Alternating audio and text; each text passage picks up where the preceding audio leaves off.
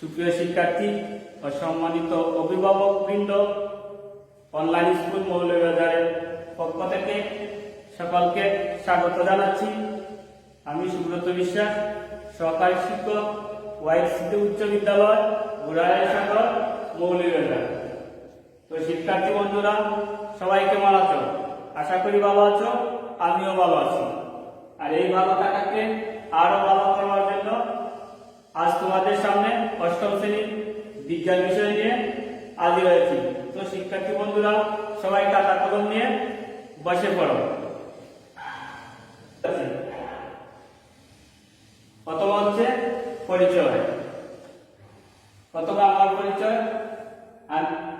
আমি সুব্রত বিশ্বাস, সরকারি শিক্ষক, ওয়াইসিটি উচ্চ বিদ্যালয়, সদর, মৌলভীবাজার।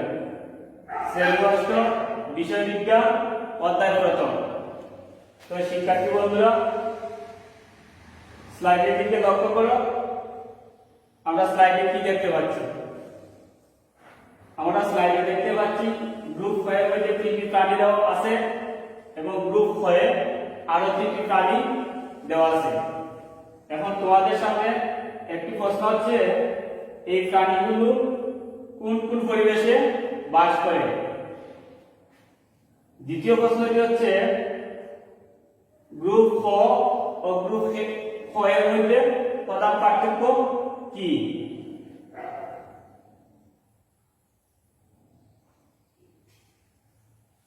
এবং গঠনগত দিক থেকে কোন গ্রুপের প্রাণী শরীর বেশ শক্ত এবং কেন? তো শিক্ষার্থী বন্ধুরা, অষ্টম শ্রেণীর বিজ্ঞান বিষয়ে এই পাঠে আমরা পূর্বের ক্লাসে জানতে পেরেছি যে প্রায় প্রাণী জগতে 15 লক্ষ প্রাণী রয়েছে এবং প্রতিনিয়ত এদের সংখ্যা বেড়েই চলেছে। তো শ্রেণী বিকাশের জন্য ক্যারোলাস লিনিয়াস বিশাল এই প্রাণী জগৎকে অল্প পরিশ্রমে, অল্প সময়ে এবং সহজে জানার জন্য শ্রেণীবিন্যাস পদ্ধতি আবিষ্কার করেছে। শ্রেণীবিন্যাস পদ্ধতি আবিষ্কৃত হওয়ার কারণে আমরা বিশাল প্রাণী জগৎ সম্পর্কে সহজে জানতে পেরেছি এবং ক্যারোলাস লিনিয়াস বিশাল এই প্রাণী জগৎকে 9টি পর্বে ভাগ করেছে। এদের মধ্যে 8টি পর্ব হচ্ছে অমেরুদণ্ডী পর্ব এবং একটি মাত্র পর্ব হচ্ছে মেরুদণ্ডী। তো শিক্ষার্থী বৃন্দরা, গ্রুপ কয়ের প্রাণীগুলো হচ্ছে মেরুদণ্ডী প্রাণী এবং গ্রুপ কয়ের প্রাণীগুলো হচ্ছে অমেরুদণ্ডী প্রাণী। অর্থাৎ এদের মেরুদণ্ড আছে আর এগুলার মেরুদণ্ড নেই। তো শিক্ষার্থী বন্ধুরা,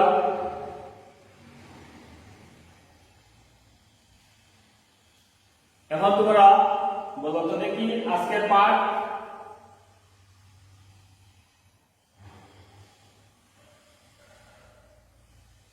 পাঠ শিরোনাম কি হতে পারে?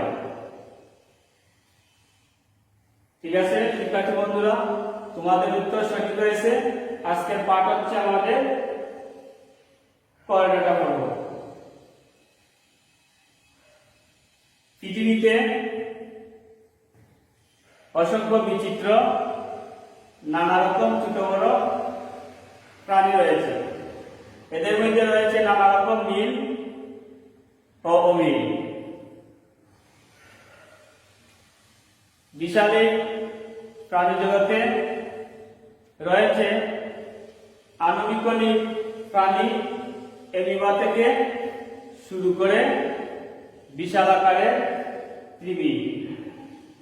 প্রাণীর বিভিন্নতা নির্ভর করে পরিবেশের বৈচিত্র্যতার উপর।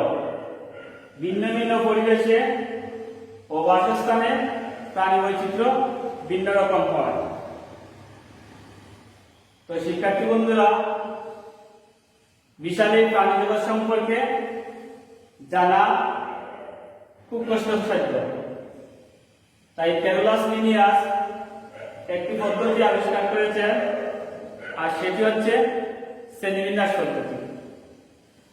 অর্থাৎ শ্রেণীবিন্যাসের মাধ্যমে বিশাল প্রাণী জগৎ সম্পর্কে জানা খুব সহজ হয়েছে। তো শিক্ষার্থী বন্ধুরা, শ্রেণীবিন্যাস কি? শ্রেণীবিন্যাস হচ্ছে সুশৃঙ্খলভাবে বিশাল এই প্রাণী জগৎ সম্পর্কে জানার জন্য এর বিন্যস্তকরণ প্রয়োজন। আর এই বিন্যস্ত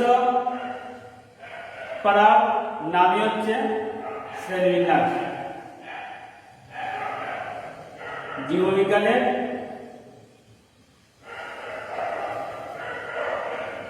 একটি স্বতন্ত্র শাখা গড়ে উঠেছে এবং এই স্বতন্ত্র শাখার নাম হচ্ছে শ্রেণীবিন্যাস বিজ্ঞান। শ্রেণীবিন্যাসের ইতিহাসে আমরা তিনজন বিজ্ঞানীর নাম জানতে পেরেছি। তারা হচ্ছেন অ্যারিস্টটল, জন রে এবং ক্যারোলাস লিনিয়াসের নাম উল্লেখযোগ্য। এই তিনজন বিজ্ঞানী হচ্ছেন প্রকৃত বিজ্ঞানী এবং ক্যারোলাসকে শ্রেণীবিন্যাসের জনক বলা হয়। তো শিক্ষার্থী বন্ধুরা, আজকে আমরা এই পাঠ শেষে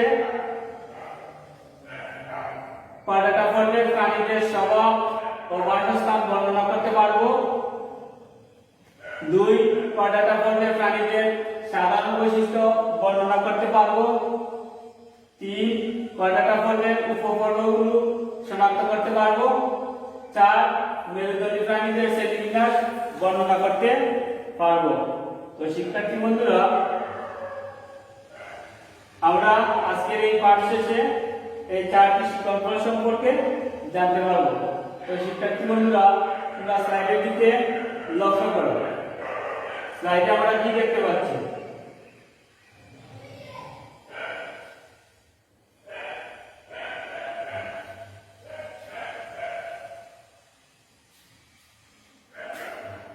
স্লাইডে আমরা দেখতে পাচ্ছি এখানে মানুষের ছবি দেওয়া আছে আর এখানে আছে মাছের ছবি। মানুষ হচ্ছে কয়টা পর্বের প্রাণী এবং মাছ হচ্ছে কয়টা পর্বের বা কয়টা উপপর্বের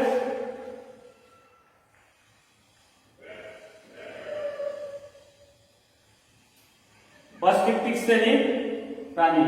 তো শিক্ষার্থী বন্ধুরা, চিত্র ক যে প্রাণীটি দেওয়া আছে, এই প্রাণীটি মেরুদণ্ডী না অমেরুদণ্ডী প্রাণী? শিক্ষার্থী বন্ধুরা, আশা করি তোমরা উত্তর দিতে পারবে। ঠিক আছে, চিত্র ক হচ্ছে মেরুদণ্ডী প্রাণী।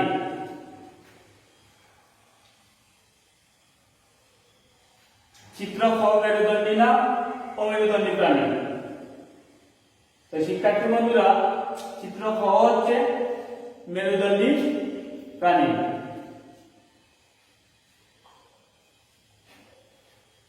চিত্র ক জলে না স্থলে বাস করে।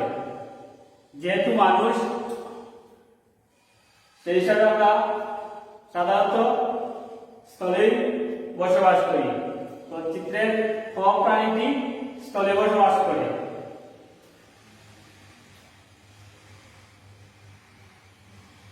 চিত্র খ জলে না স্থলে বাস করে। চিত্রে খ এর প্রাণী হচ্ছে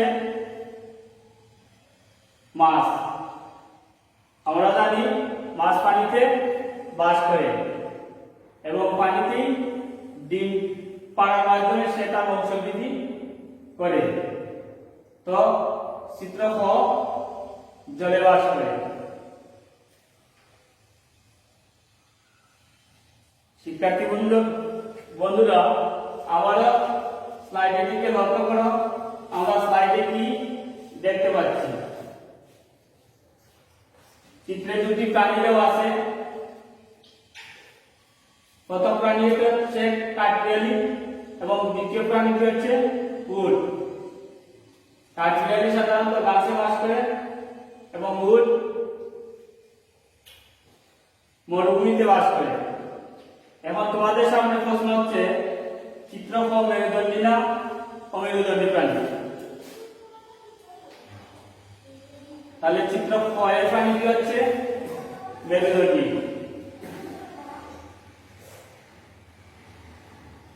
এবং চিত্রফ মেরুদণ্ডী না অমেরুদণ্ডী প্রাণী। যেহেতু উট মরুভূমিতে বাস করে এবং সে সন্তান প্রসব করে, বাচ্চাকে দুধ পান করায় এবং তাদের হৃৎপিণ্ড 4 প্রকোষ্ঠ বিশিষ্ট এবং উষ্ণরক্তের প্রাণী। তো চিত্রক্ষয়ের প্রাণীটি হচ্ছে মেরুদণ্ডী প্রাণী। চিত্রক্ষয়ের প্রাণীটি কোথায় বসবাস করে? আমরা বলতে পারি চিত্রক্ষয়ের প্রাণীটি স্থলে অর্থাৎ গাছে বাস করে।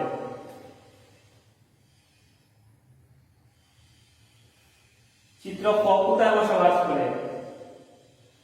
চিত্রক্ষয়ের প্রাণীটি মরুভূমিতে বাস করে।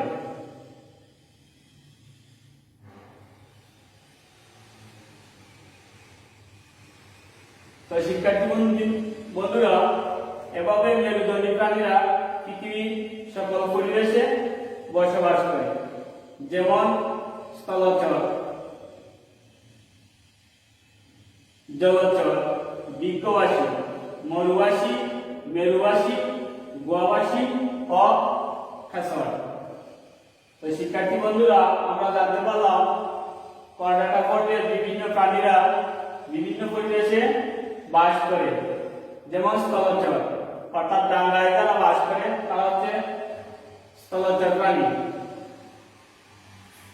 পানিতে যারা বাস করে তারা হচ্ছে জলচর প্রাণী। যারা গাছের মধ্যে বাস করে তারা হচ্ছে বৃক্ষবাসী প্রাণী। মরুভূমিতে যারা বাস করে তারা হচ্ছে মরুবাসী। মেরুতে যারা বাস করে তারা হচ্ছে মেরুবাসী প্রাণী। যারা গর্তের মধ্যে বাস করে তারা হচ্ছে গুহাবাসী এবং যারা আকাশে উড়ে তারা হচ্ছে খাসরবাসী প্রাণী। তো শিক্ষার্থীবৃন্দরা, আমরা করডাটা পর্বের বিভিন্ন প্রাণীর পরিবেশ সম্পর্কে জানতে পারলাম এবং কে কোথায় বাস করে তা আমরা জানতে পারলাম।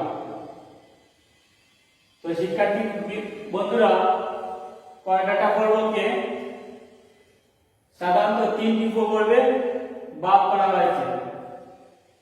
প্রথম পর্বটা হচ্ছে ইউরোকর্ডাটা।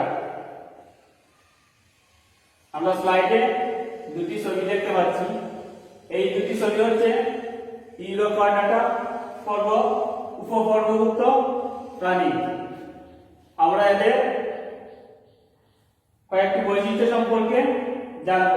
প্রথম বৈশিষ্ট্যটা হচ্ছে প্রাথমিক অবস্থা উল্কারন্ধ্র, পাপা, স্নায়ুরজ্জু থাকে। দ্বিতীয় বৈশিষ্ট্যটা হচ্ছে শুধুমাত্র লার্ভ অবস্থা এদের লেজে নটুকর থাকে। উদাহরণ হচ্ছে এসিডিয়া। তো শিক্ষার্থী বন্ধুরা, ইউরোকর্ডাটা উপপর্বভুক্ত প্রাণীটি হচ্ছে আমাদের এসিডিয়া।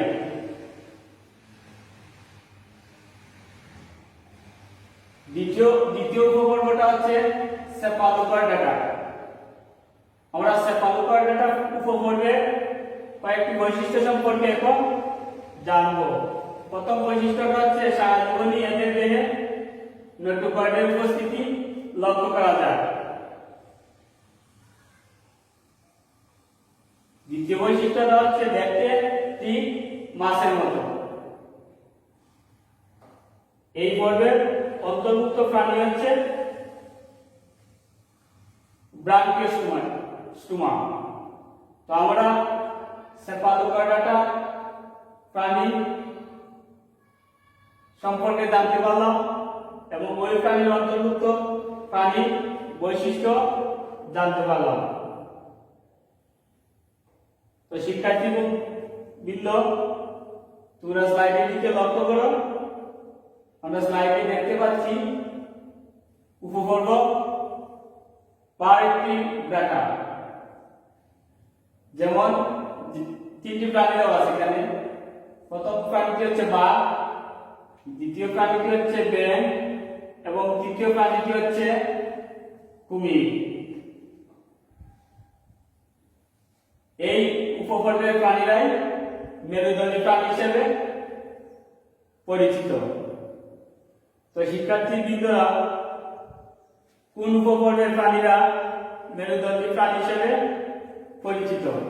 তো আমরা বলতে পারি ভার্টিব্রেটা পর্বভুক্ত প্রাণীরাই হচ্ছে মেরুদণ্ডী প্রাণী।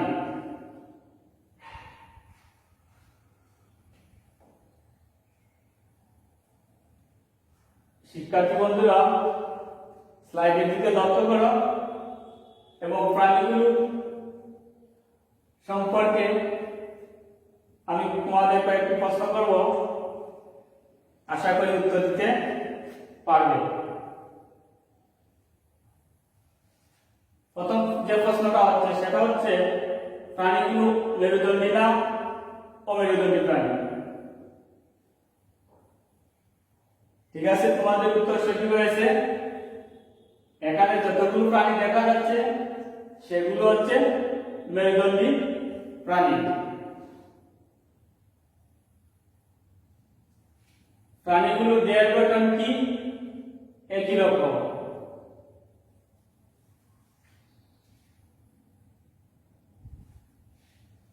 এবং প্রাণীগুলোর বৈশিষ্ট্যের মধ্যে কোন পার্থক্য আছে কি? তো শিক্ষার্থী বৃন্দরা,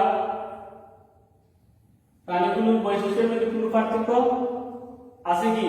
অবশ্যই আছে, অর্থাৎ প্রত্যেকেরই মেরুদণ্ড আছে। এখানে প্রথম যে ছবিটা হচ্ছে সেই ছবিটা হচ্ছে ভার্টিব্রেটা উপবর্গের অস্টিক্রিস শ্রেণীর প্রাণী। এরা পানিতে বাস করে। এরা সামুদ্রিক স্বাদুপানির প্রাণী। মাথার দুপাশে 4 জোড়া ফুলকা ছিদ্র আছে। ফুলকাগুলো খানকু দ্বারা ঢাকা থাকে। এরা ফুলকার সাহায্যে শ্বাসকার্য চালায়। এই পর্বের প্রাণী হচ্ছে ইলিশ মাছ এবং শিয়র। তো শিক্ষার্থী বৃন্দরা, আমরা দ্বিতীয় ছবিতে যে প্রাণীটি দেখতে পাচ্ছি সেটি হচ্ছে ভার্টিব্রেটা উপবর্গের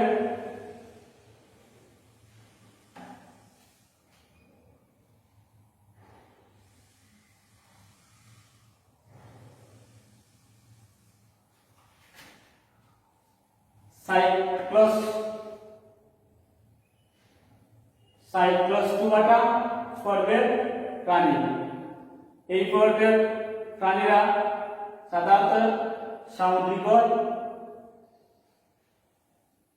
এদের মুখ ছিদ্র গোলাকার ও চর্বি। এই প্রাণীটি হচ্ছে পেট্রোমাইজোর। তো শিক্ষার্থী বৃন্দরা, আমরা সেফালোপয়ডা পর্বের দুটি বৈশিষ্ট্য এবং উদাহরণ সম্পর্কে জানতে পারলাম। তৃতীয় যে ছবিটি দেওয়া আছে এই ছবিটি হচ্ছে ভার্টিব্রেটা উপপর্বের কন্ডিক্টিভ শ্রেণীর প্রাণী।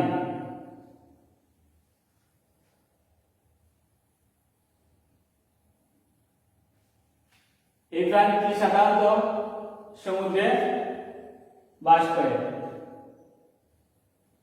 এদের কানকু থাকে না। উদাহরণ হচ্ছে এটি হাতুড়ি মাছ। চতুর্থ যে প্রাণীটি হচ্ছে সেটি হচ্ছে বাঘ, অর্থাৎ সেটি ব্রাইটিওয়াটা উপপর্বের ম্যামেলিয়া শ্রেণীর অন্তর্ভুক্ত। আমরা ম্যামেলিয়া শ্রেণীর কয়েকটি বৈশিষ্ট্য সম্পর্কে আলোচনা করব। সাধারণত ম্যামেলিয়া শ্রেণীর প্রাণীগুলো সন্তান প্রসব করে এবং বাচ্চাকে দুধ পান করায়। এদের হৃৎপিণ্ড 4 প্রকোষ্ঠ বিশিষ্ট। এরা উষ্ণরক্তের প্রাণী। চোয়ালে বিভিন্ন ধরনের দাঁত থাকে। পঞ্চম যে ছবিটি আমরা দেখতে পাচ্ছি সেটি হচ্ছে ব্যাঙ, অর্থাৎ ভার্টিব্রাটা উপপর্বের অ্যাম্ফিবিয়াস শ্রেণীর প্রাণী। অ্যাম্ফিবিয়াস শ্রেণীর দুটি বৈশিষ্ট্য হচ্ছে এরা জীবনের প্রথম দশায় পানিতে এবং পরিণত অবস্থায় ডাঙায় বাস করে। ব্যাঙাসী অবস্থায় এরা ফুলকার সাহায্যে শ্বাসকার্য চালায় এবং পরিণত অবস্থায় তারা ফুসফুসের সাহায্যে শ্বাসকার্য চালায়। এরা শীতল রক্তের প্রাণী। তো শিক্ষার্থী বন্ধুরা, ষষ্ঠ যে ছবিটি হচ্ছে সেটি হচ্ছে সাপের ছবি। আর এই সাপ হচ্ছে ভার্টিব্রাটা উপপর্বের রেপ্টিলিয়া শ্রেণীর প্রাণী। এই প্রাণীটির দুটি বৈশিষ্ট্য হচ্ছে এরা বুকে ভর দিয়ে চলাফেরা করে। এদের ত্বক শুষ্ক ওয়াইযুক্ত। এরা ডিম পাড়ে, ডিম ফুটে বাচ্চা বেরোয়। সর্বশেষ যে প্রাণীটি হচ্ছে সেটি হচ্ছে পাখি। এই পাখি হচ্ছে ভার্টিব্রাটা উপপর্বের এবিস শ্রেণীর প্রাণী। এই প্রাণীটির দুটি বৈশিষ্ট্য হচ্ছে এদের দেহ পালক দ্বারা আবৃত। এরা উষ্ণ রক্তের প্রাণী।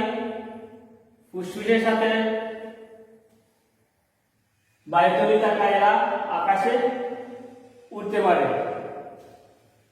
তো শিক্ষার্থী বন্ধুরা, আমরা স্লাইডের বিভিন্ন প্রাণী সম্পর্কে আলোচনা করলাম। তো শিক্ষার্থী বন্ধুরা, স্লাইডের দিকে লক্ষ্য করো এবং স্লাইডে কি দেখতে পাচ্ছি। আমরা দেখতে পাচ্ছি গঠন ও বৈশিষ্ট্যের ভিত্তিতে মেরুদণ্ডী প্রাণীকে 4টি শ্রেণীতে ভাগ করা হয়েছে। প্রথম যে শ্রেণীটি হচ্ছে সেটি হচ্ছে সাইক্লোস্টোমাটা, দ্বিতীয় শ্রেণী হচ্ছে কনভিক্টিস এবং তৃতীয় শ্রেণীটি হচ্ছে অস্টিকটিস। চতুর্থ শ্রেণীটি হচ্ছে উভচর, পঞ্চম শ্রেণীটি হচ্ছে সরীসৃপ, ষষ্ঠ শ্রেণীটি হচ্ছে পক্ষীকুল এবং সপ্তম যে শ্রেণীটি হচ্ছে সেটি হচ্ছে স্তন্যপায়ী। আমরা ইতিমধ্যে এই 7টি শ্রেণী সম্পর্কে আলোচনা করেছি। তো শিক্ষার্থী বন্ধুরা, আবারও স্লাইডের দিকে লক্ষ্য করো। স্লাইডে আমরা দুটি প্রাণী ছবি দেখতে পাচ্ছি। এই প্রাণীগুলোর বৈশিষ্ট্য হচ্ছে প্রাণীটির দেহ লম্বা না কাটা, অর্থাৎ তাদের দেহ হচ্ছে লম্বা।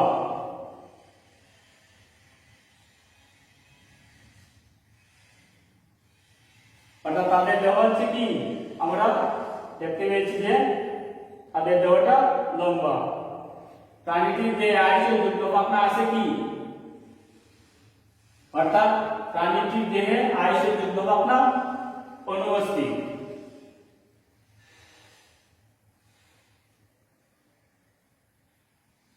এদের মুখে চোয়াল আছে কি, অর্থাৎ এদের মুখছিদ্র চোয়ালবিহীন, অর্থাৎ কোন ধরনের চোয়াল নেই। এই পর্বের প্রাণীটি হচ্ছে ভার্টিব্রাটা উপপর্বের সাইক্লোস্টোমাটা শ্রেণী। উদাহরণ হচ্ছে পেট্রোমাইজন। আমরা স্লাইডে এখন যে ছবিটি দেখতে পাচ্ছি, এই শ্রেণীর প্রাণীটি কোথায় বাস করে? এটি পানিতে বাস করে এবং সামুদ্রিক প্রাণী।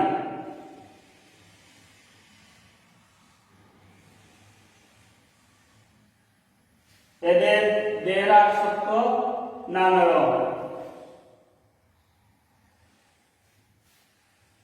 কঙ্কাল তরুণাস্থি মঠ। এদের দেহে কানকো আছে কি? এদের দেহে কানকো থাকে না।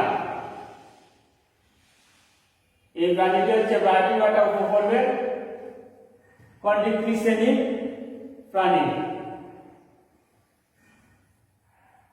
যেমন হাতুড়ি মাছ। অর্থাৎ এই প্রাণীটি হচ্ছে হাতুড়ি মাছ। শিক্ষার্থী বন্ধুরা, আবার স্লাইডের দিকে লক্ষ্য করো। এরা কোন পরিবেশে বাস করে? অর্থাৎ এই পর্বের প্রাণীরা পানিতে বাস করে এবং তারা স্বাদু প্রাণী মাছ। এদের কোনো আইস আছে কি? অবশ্যই এদের আইস আছে। আইসটা হচ্ছে সাইক্লোয়েড এবং গ্রানাইট ধরনের আইস দ্বারা এরা আবৃত। এরা কিসের সাহায্যে শ্বাসকার্য চালায়? এরা সাধারণত ফুৎকার সাহায্যে শ্বাসকার্য চালায়। তাদের মাথার দুপাশে চারজোড়া ফুৎকা থাকে, আর এই ফুৎকার সাহায্যে তারা শ্বাসকার্য চালিয়ে থাকে। এরা হচ্ছে ভার্টিব্রাটা উপপর্বের অষ্ট্রিক্টি শ্রেণীর উদাহরণ।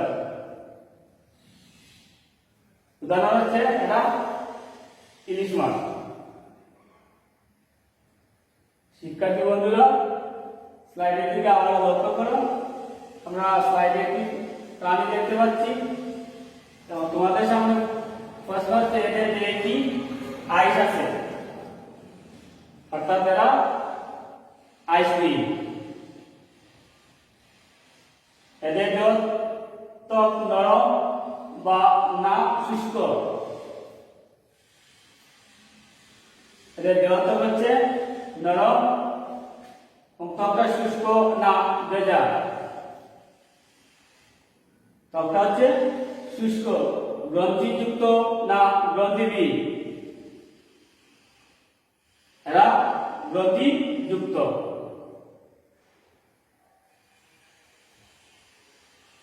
এদের রক্ত শীতল না গরম? যেহেতু এরা জীবনের কিছু সময় পানিতে বাস করে, অর্থাৎ আমরা জানি শীতল রক্তের প্রাণীরা পানিতে বাস করতে পারে, তাই এরা হচ্ছে শীতল রক্ত বিশিষ্ট প্রাণী। এরা হচ্ছে ভার্টিব্রাটা উপপর্বের অ্যাম্ফিবিয়াস শ্রেণীর প্রাণী। আর এই অ্যাম্ফিবিয়াস শ্রেণীর উদাহরণ হচ্ছে কোলোব্রেন। তো শিক্ষার্থী বন্ধুরা, আবার স্লাইডের দিকে লক্ষ্য করো। আমরা স্লাইডে কি দেখতে পাচ্ছি?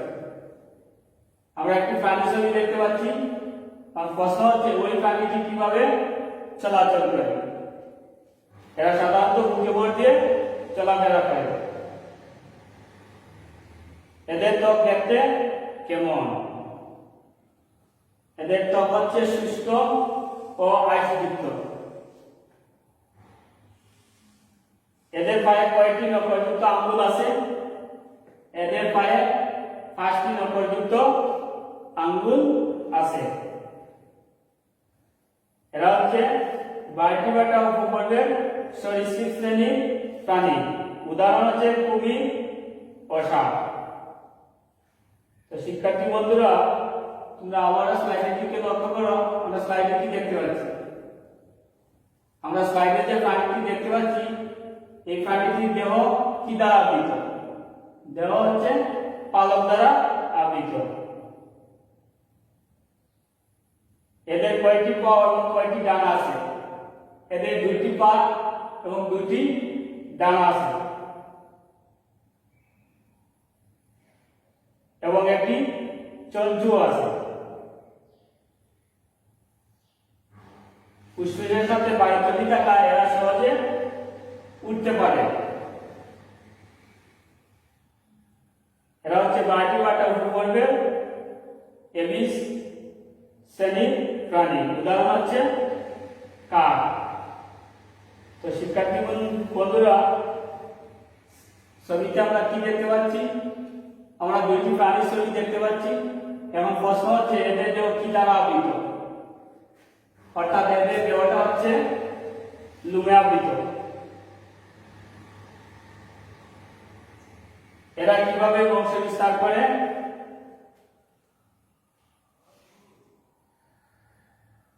এরা সন্তান প্রসবের মাধ্যমে বংশবৃদ্ধি করে। এদের রক্ত শীতল না উষ্ণ? এদের রক্ত হচ্ছে উষ্ণ রক্তের প্রাণী।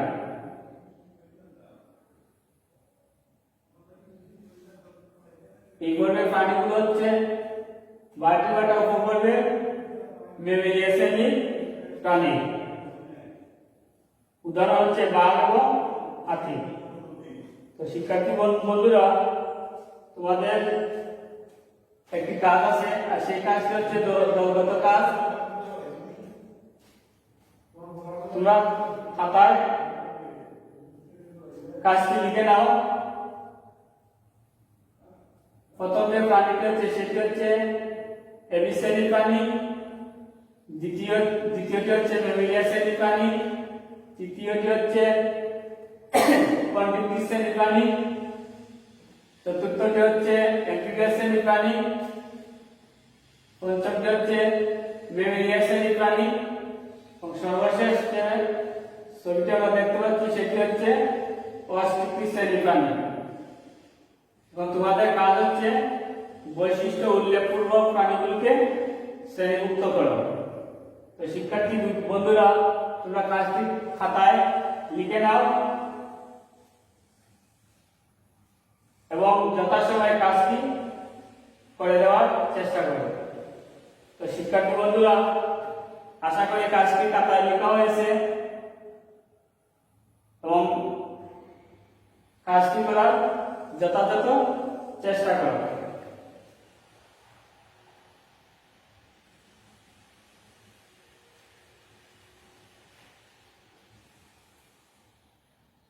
আশা করি কাজটি তোমরা করতে পেরেছ।